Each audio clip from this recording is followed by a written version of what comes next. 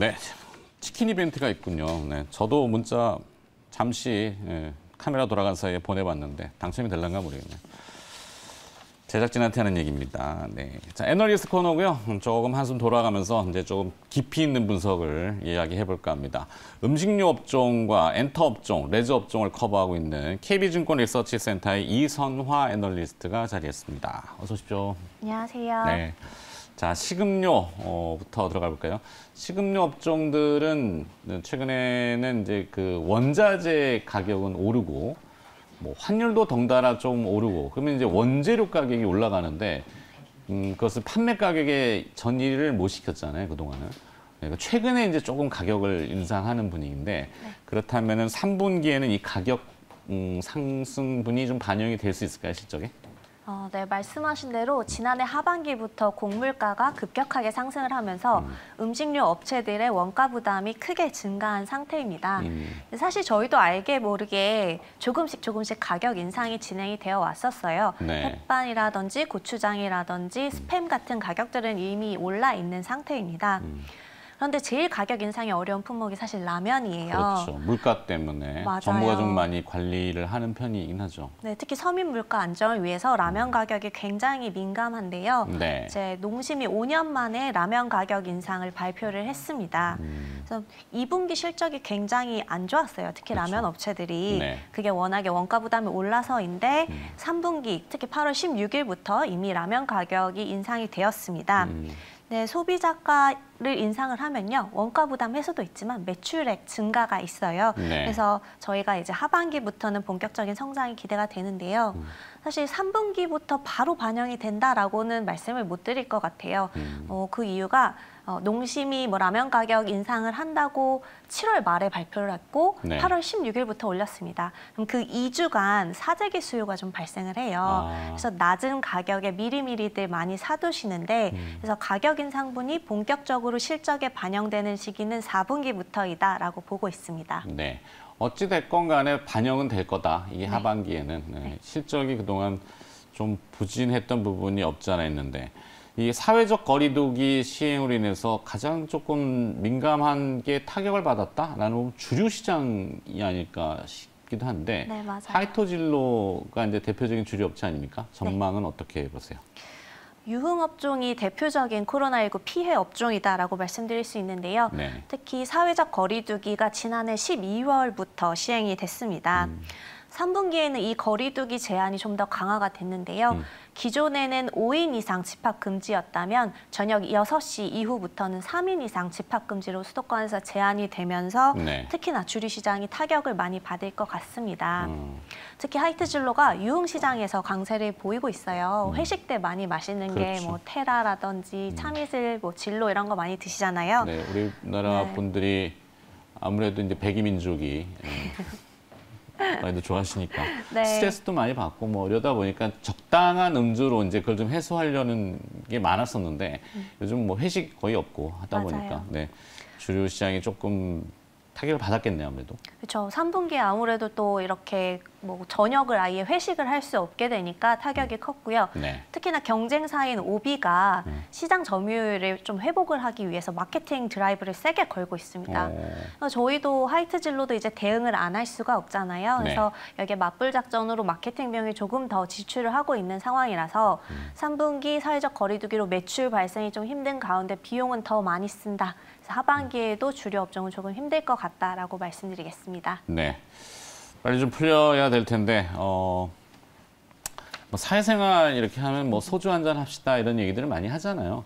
뭐 정치인 분들도 사실 뭐 이 비어 같은 거 생맥주 이런 쇼잉업을 많이 하시는데 주류를 권장하는 건 절대 아닙니다. 근데 댁에서 이제 조금 소비시를 하시는 건 좀 한계가 좀 있는 것 같고 그죠? 네.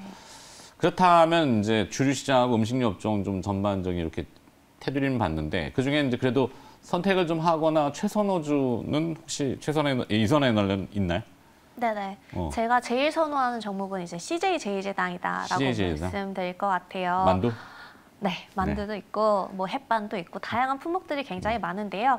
CJ 제일제당이 판매하는 음식 딱 하나로 정의할 수가 없습니다. 가정 간편식이라고 해서 저희가 뭐 밀키트도 판매하고 굉장히 다양한 품목을 판매를 하는데 네.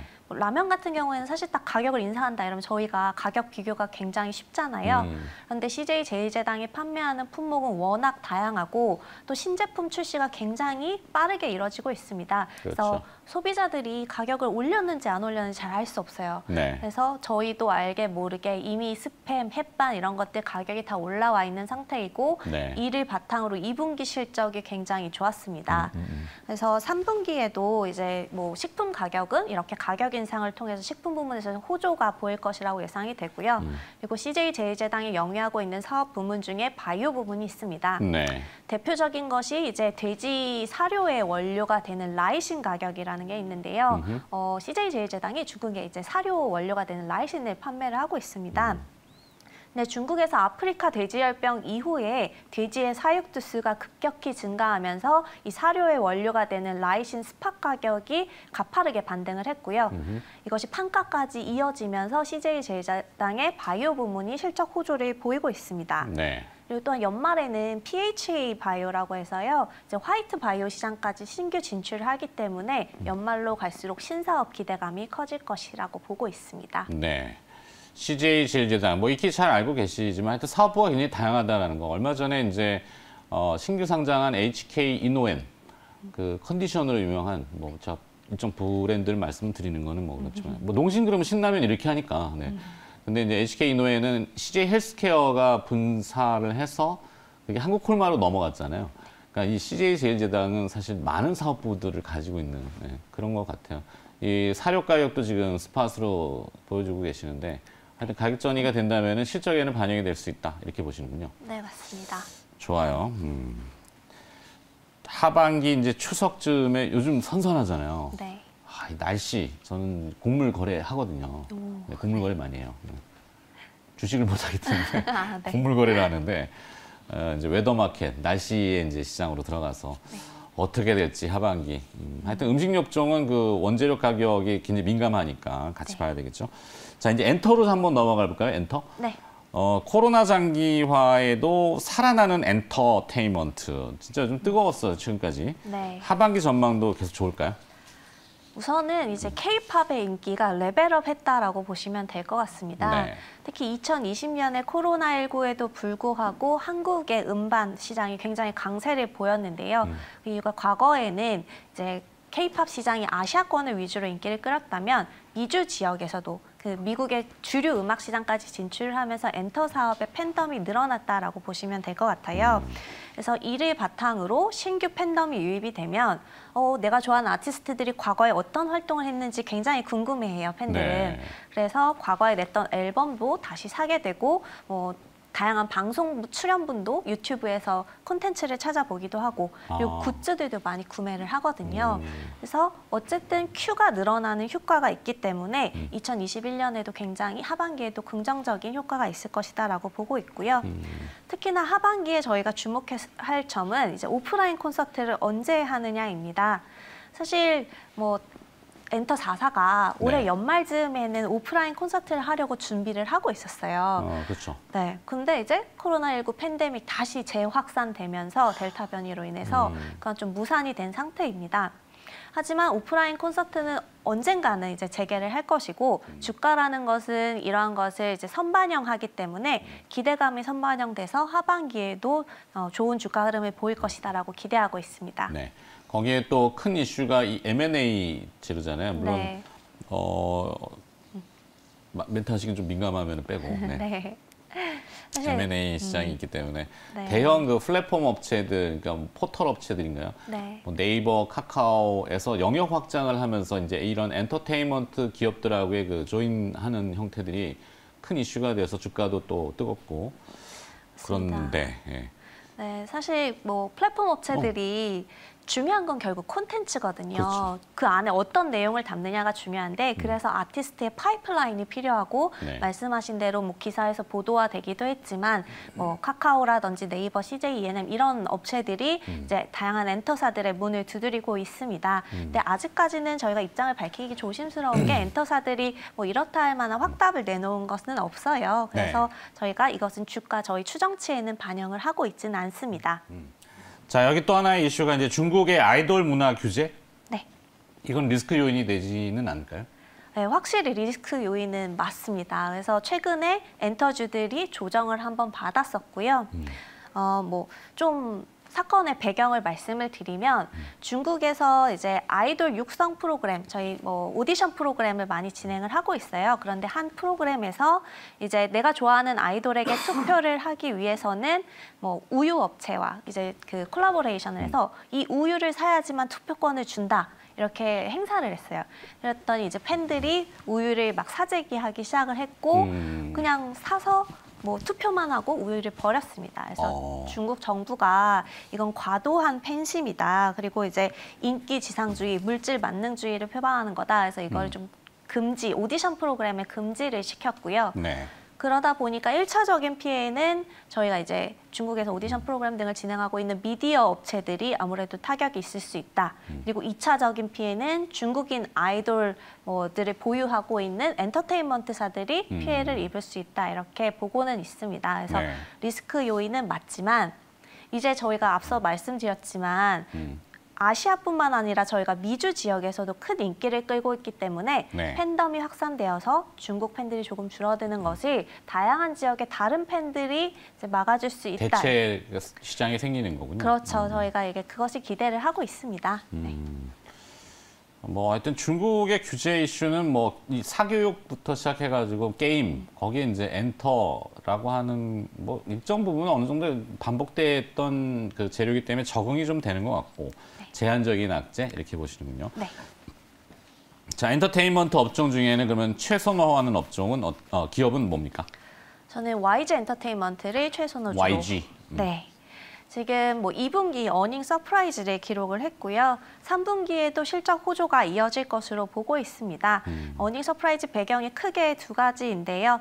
우선은 아티스트 파이프라인이 굉장히 강력하다.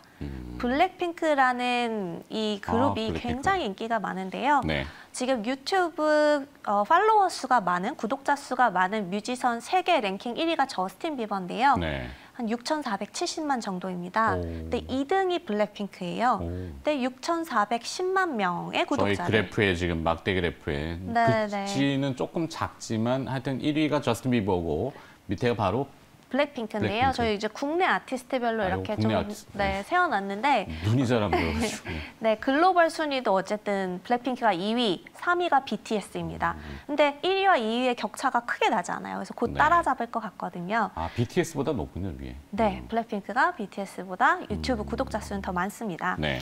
근데 지금 8월에 블랙핑크가 위버스라는 플랫폼에 입점을 했어요. 근데 블랙핑크가 데뷔 5주년을 맞이해서 특별 MD들을 판매를 하고 있고요. 네. 그리고 리사가 솔로를 준비를 하고 있습니다. 리사가. 네. 아, 그래서 그동안 뛰어난 이렇게 블랙핑크라는 아티스트 IP에도 불구하고 네. YG 엔터테인먼트가 잘 못하던 것이 MD라든지 이런 다양한 상품군의 2차 저작물들을 잘 판매를 못했었어요. 그런데 저희가 이제 위버스라고 하는 하이브에서 운영하고 있는 플랫폼인데요. 네. 트래픽이 전 세계적으로 제일 많은 1위 플랫폼입니다. 메타버스. 맞습니다. 그래서 거기에 입점을 함으로써 어쨌든 팬들에게 노출도가 높아지면서 매출이 증가할 것으로 저희가 기대를 하고 있고요. 그리고 그 자회사인 YG 플러스에서 하이브의 음반 음원 유통을 2분기부터 시작을 했습니다. 네. 그래서 BTS 앨범을 YG 플러스가 팔아줘요. 그래서 엄청난 앨범 판매량의 수익이 잡히는 효과가 이제 YG 플러스에까지 이어진다. 그래서 자회사가 좋아지는 효과까지 더해서 YG 엔터테인먼트를 최선호주로 추천드리고 있습니다. 알겠습니다. 시간 관계상 여기까지. 뒤에 레저가 붙어 있는데 요거는 다음에 한번 더 모시는 구실로. 네, 감사합니다. 애널리스트계의 아이돌. 네. KB증권 리서치센터 음식료 엔터 레저 커버하고 있고요. 이선화 애널리스트가 수고해 주셨습니다. 고맙습니다. 감사합니다.